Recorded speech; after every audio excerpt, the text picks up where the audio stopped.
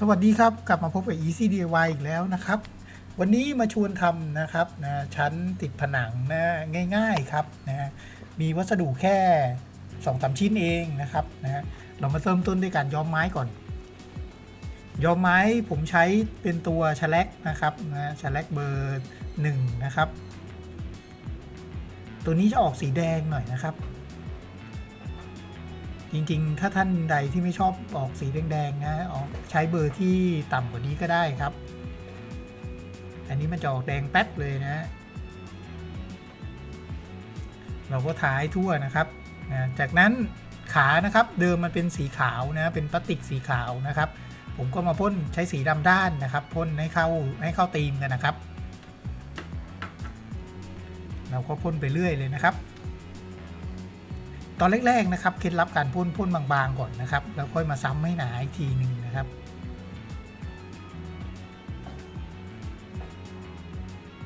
จากนั้นยึดติดเลยครับยึดติดด้วยสกรูนะฮะเป็นเกลียวปล่อยนะครับ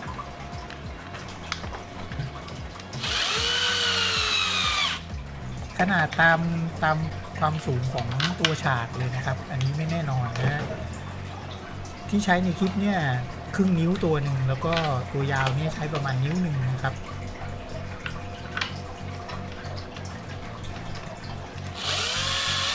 แล้วก็ลงมายึดข้างล่างก่อนนะครับก่อนที่จะนำขึ้นไปติดยึดอีกฝั่งหนึ่งเลยครับ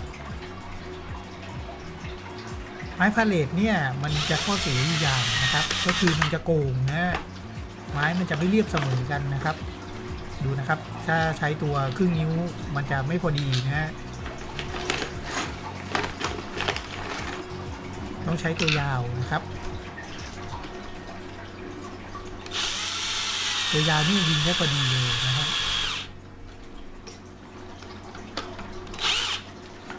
จากนั้นเอาขึ้นกะที่ตัวกำแพงเลยนะแล้วก็มาร์กจุดเอาไว้ครับแล้วก็ใช้สว่านเจาะปูนครับ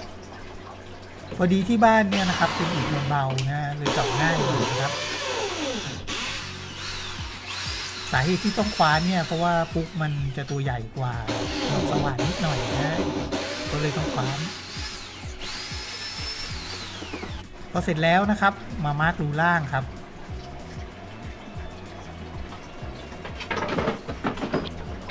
เหตุที่ไม่มาร์กไปเลยทีเดียวเพราะว่ากลัวไม่ตรงนะอย่างทำงานคนเดียวครับไม่มีคนช่วยจับนะถ้ามีคนช่วยจับอาจจะมาร์ก2 รูได้เลยนะเสร็จแล้วก็ตอกปุ๊กครับใช้ปุ๊กพลาสติกนะครับเสร็จแล้วก็ยิงเกียร์ปล่อยเลยครับขนาดก็ตามเดิมครับครึ่งนิ้วตัวหนึ่งแล้วก็ตัวยาวตัวหนึ่งนะตัวนิ้วหนึ่งตัวหนึ่งครับตัวนิ้ว1 2 ตัวสินะข้างละตัวนะครับ